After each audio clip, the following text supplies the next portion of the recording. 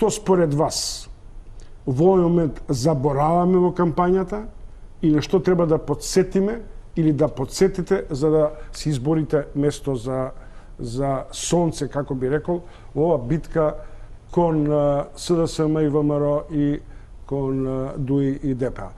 Да почнеме од Кастриот Реджепи. ЛНП исто така е дел од овој партиска мапа на политички субјекти кои се вградени во македонската самостојност. Сепак, трендот на паѓење не можете да го задржите, а истовремено сте целосно амбициозни да се одржите со своите идеи. Што е тоа? Кои тие идеи ве водат да влезете вие во битка и сега ќе бидам, условно кажам, груп од една мала партија да влезете во челуста на големите играчи? А што мислите зошто е знакот на либералната партија Делфин? Зашто само Делфинот може да се бори со ајкули. Прва работа. Втора, вас ве прислушкувале. Чомовски, вие не само што сега треба да ги тужите, вие требаше да ги тужите и ако не ве прислушкувале за нанесена душевна болка. Затоа што кого се прислушкувале, за вас е логично да ве слушаат, имаат што да слушнат кога ве прислушкуваат. Истата е логиката и со ова што го зборувате. А на кого ќе се обидат големите партии, дали така да ги речеме, и фактички, значи поголеми се од нас, ние не криеме дека се 10-15 пати поголеми од нас. А на кого да се светат, освен на тие кои што всушност останале верни на своите идеали, а особено што ако земете реално, па кој денеска зборува за предприемаштво? Кој денеска може да ги подсети луѓето на оние први почетни, па и успешни да кажеме години на Република Македонија, на носење на устав со сите грешки, на стабилизација на држава, на консолидирање и формирање на собствен систем, ако не либералите. Да, проблем е кога ќе ги подсетите луѓето дека потекнувате од партија која што всушност беше дел од реформските сили. А знаете што има уште поголем проблем? Што ние не се срамиме од своето наследство. Напротив, значи ние продолжуваме по една максима што и Марковиќ има кажано во 90-та година. Ако продолжиме со ова, ние ќе бидеме дупката на европската дупка на провинционализмот и бедата. И човекот бил во право. Значи не зборел за Македонија, туку зборел за цел еден регион. Ајде сега да се потсетиме за тоа, на тоа што не било направено, значи на убивањето на претприемништвото овде, со транзицијата која што беше донесена со закон во консензус на ВМРО, ДПМН и СДСМ. И сега, ако очекувате дека ние треба да седиме, мислам, не вие, него нели граѓаните, ако очекувате дека треба да седиме со скрстени раци да чекаме некој да не купи со вработување во администрација, или ако очекувате, фактички сега да не се лажеме, променете и генерацијската структура во партијата, а и за волја на вистината очигледно не е падот, како што го кажувате вие, туку и растот некој се обидува сега да го спречи.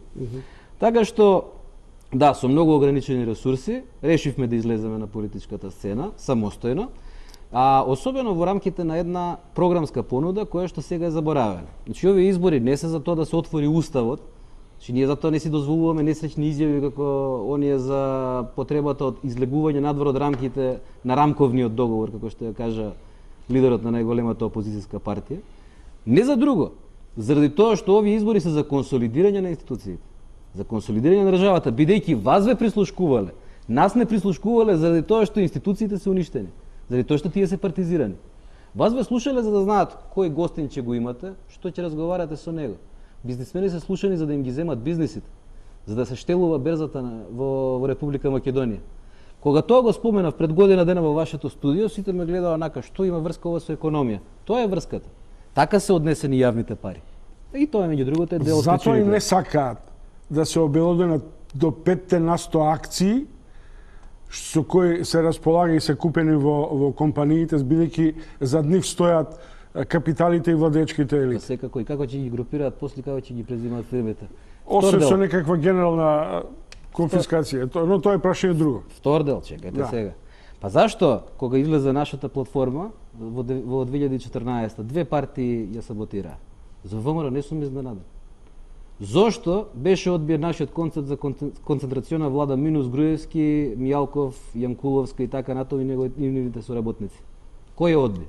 Не е одби ни ДУИ ни ДПА. Не е одбија ни странците. Просудете сами кој одбил. На нашата цел и натаму е, и јавно кажуваме, и тоа е една од причините зашто да име самостојни.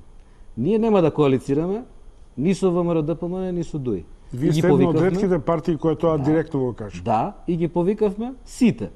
На тоа одговорија само левица. Но ајде сега да се запрашаме.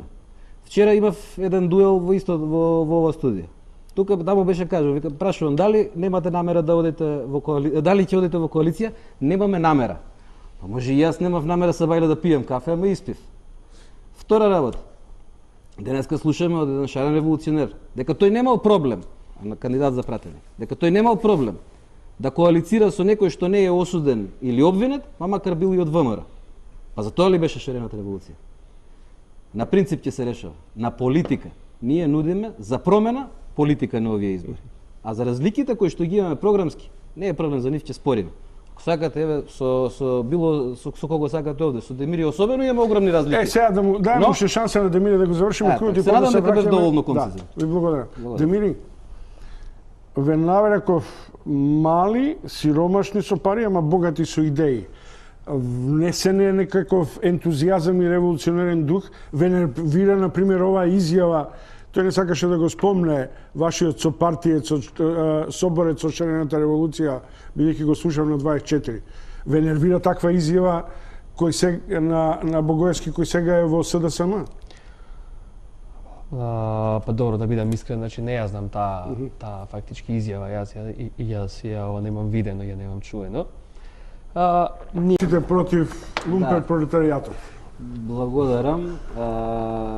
Ви благодарам на сите на разбирањето, зашто сметав дека е потребно овде када се обратам последен, затоа што да, овој левичарски пристап, значи нормално не го прифаќаме комплетно, но и дел од одредбите секако што се од општи интерес во делот на екологијата ги сваќаме и ги поддржуваме. Но се зашто е нашата матрица малку поинаква? Јас овде као сите слушнав како ќе се трошат пари. Нашиот пристап е поинаков. Како ќе ги обезбедиме парите во буџетот, кој сметаме дека треба да биде помал за 500 милиони евра од сегашниот при сегашни услови на GDP. Значи, ние убивајќи го предприемаштвото, овде левицата во 90-тите го утепа, десницата од 2006 нааму го дотепа и сега више бизнисот дише на шкрги. И сега уште малку ајде ќе идеме на национализација, ќе идеме на не знам што. Луѓе, да не се лажеме, ние немаме сила за трета транзиција више. Втората транзиција ја поминуваме сега. Зошто ова го велам? Идеме прогресивно да начување. Добро. Сакаме да создадеме среден слој, либерална партија сака. И тој не се создава со политичка одлука. Јас можам до утре да сакам, да дувам на трепавици овде, тој не се создава така. Се создава низ економија. Што ни е потребно за економија? Ни е потребно да имаме квалификувана работна сила и да имаме предприемачи. Значи, ние кога зборуваме за богаташи, а што мислиме ние дека богаташите од плата го направиле богатството? Не, македонските, добар дел од македонските богаташи го направиле од работење, дали од организиран криминал, дали од нелегално работење. Затоа да се зборуваме предприемачите, малите и средните, значи не алудирам на вашите, не се сеќавате на вашите излагања. Малите и средните компании се 70% во Македонија. На нив треба да се фокусираме. Нека си губи време кој сака на федерализација и слично. Зашто да го напаѓаме рамниот данок? Па тој е оној кој што гарантира дека луѓето со даночната политика нема да плаќаат повеќе за да може да стигнат повисоко, за да може да стигнат до повисока плата. Како ние ќе создаваме средна класа, среден слој со политичка одлука? Или ќе го создаваме со минимална плата што се дефинира, замислете, во политичка програма? Или со минимална плата која што се со просечна плата која што се најавува од сега? А јас за тоа нудам, односно не јас, туку либералната партија, нуди еден поинаков концепт. Работодавачите и работниците, низ Конфедерација на работодавачи и синдикати, создаваат, и тој е улогата на државата, создаваат договор. Улогата на државата да го гарантира тој договор, а не да пропишува колку може, за потоа во технолошко развојните зони со државни субвенции да плаќа пониски плати на вработените од сопствената држава, владата. Комплетно уништена слика предприемачка во Македонија. Кога зборуваме затоа за владењето на правото, и затоа ве враќам на суштината на овие избори, таа е да се консолидираат институциите, бидејќи тие гарантираат владење на правото. Има ли посвето право од правото на живот и правото на собственост? Нема. Затоа е времето и затоа велам ние се враќаме назад. Но во консолидацијата на институциите и во нашето враќање назад во политичката сцена сега одиме на непопуларни мерки. Таа ние ги предлагаме и знаеме дека ќе биде тешко. Зборуваме за намалување на администрацијата. И да ви кажем, не верувам во ни една бројка на ВМРО ДПМН и ДУИ во овој момент. Нивната статистика и нивните бројки ќе ги дознаеме тек кога ќе се смени владата. Затоа што ние во овој момент имаме превработеност, а држава, односно стопанство на администрација не се заснова. Ако одиме сега право да збориме, не ни е нас целта да ги бркаме луѓето од работа. Целта ни е да ги преселиме од административни во стопански дејности. Значи, тоа е улогата на дерегулацијата што сакаме да направиме и на префрлањето јавни овластувања на приватни ентитети. Секогаш го давам пример. Па зашто мора да имаме ние во Македонија централен регистар? За да биде државен. Не бе, ќе го префрлиме, фирмите ќе се регистрираат во стопанските комори, тие луѓе таму ќе работат. Зборуваме, пазете, и за чудни решенија како што е да речеме ревизија на сите дипломи и акредитации на универзитети и факултети. И имаме вишок универзитети, државни зборувам, со јавни средства направени. Зошто го велам тоа? Па тие луѓе се напикаа во администрацијата за потоа да ги бркаат партиските работи пред секои избори. И уште нешто што е непопуларно, вчера најдов на оштро спротивставување секако, тоа е либерализацијата на цената на струјата. Во 60% од македонските услужни дејности и повеќе 70% од производствените дејности, струјата е најзначајниот инпут фактор, покрај платите на вработените и други трошоци. Сега да се договориме. Следуваат уште еден блок реклами. Кои две прашања според вас треба да ги отвориме, а се актуелни? Дали овој принцип за кој гледам дека кај албанците доминира, тоа е редефинирање на уставниот и политичкиот систем, и кој дел од економскиот аспект би требало да биде евентуално, бидејќи он заговара, левицата заговара конфискација на илегалниот капитал, но тука се вметнува прашањето што правиме со конфискацијата на овој капитал кој сега во вторава транзиција е настанат. Дали се согласувате со овие две прашања, потоа да меѓусебно да разговарате, или има ли прашање со дилема за полемика од сите вас? Ако дозволите, значи, ако можеме во ова да сублимираме основниот проблем, дека во Македонија се нападнати западните вредности, дека во Македонија е нападната и секуларноста, ако сакате да го еден од темелите на општеството. И ако сакаме да зборуваме дека намерно сега политичките елити ја тргаат Македонија од евроинтегративните и европските патишта, ако сметате дека тоа можеме да го вклопиме внатре, јас го нудам како тема на разговор. ЕПП и се враќа прашање што ни престои. Кој има полемика да спори со тоа? Еве зошто сметам дека не е. Првото е вештачко прашање што го убација други. Значи не го убаци ниту Беса, не го убаци ниту Левица, не знам ниту ПДП, ниту ние. Тоа е прва работа. Второ, ајде да си признаеме нешто. Извинете сега, за прв пат можам да кажам дека оваа криза во Македонија по 91-а, 2 или риди едно друго, 2001-а, нели имавме граѓанска војна, немавме терористи, за прв пат имаме криза што ја создадува македонците и си ја тераат македонците и мнозинскиот народ, нели со мнозинска одговорност, и тие си ги злоупотребувале институциите и сега затоа ја упатувам по раката. Оваа местенка, да влеземе ние во вештачки дебати.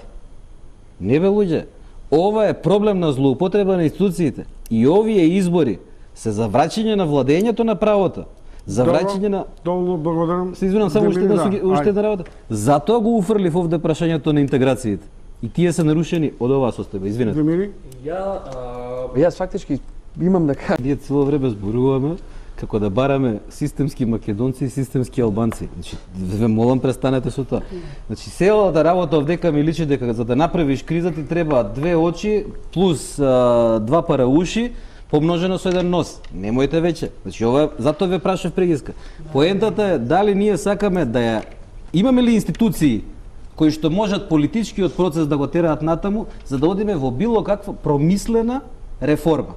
Работата е што немаме институции. Па затоа да ги консолидираме после овие избори и да пристапиме кон сите прашања кои смета дека треба да се... Сегашна Република Македонија се состои од партиска федерација Алиамети и партиска федерација Никола Груевски. Па каква врска има тоа? Како нема врска? Имаш партиско судство, имаш партиска полиција, точно, имаш партиско здравство, имаш партиско школство. Тоа не е етничко. Тоа не е етничко. Едниот представа етникум, другиот друг етникум представа. Значи проблемот... Јас сум дискриминиран како албанец, ако е дуи на власт. Така, па и вам препоставувам како македонец. Ја ви кажувам дека ја не обвинувам ниеден албанец за создавањето на политичката криза. Не се плашите од овој концепт. Не станува збор за тоа. Станува збор за приоритети.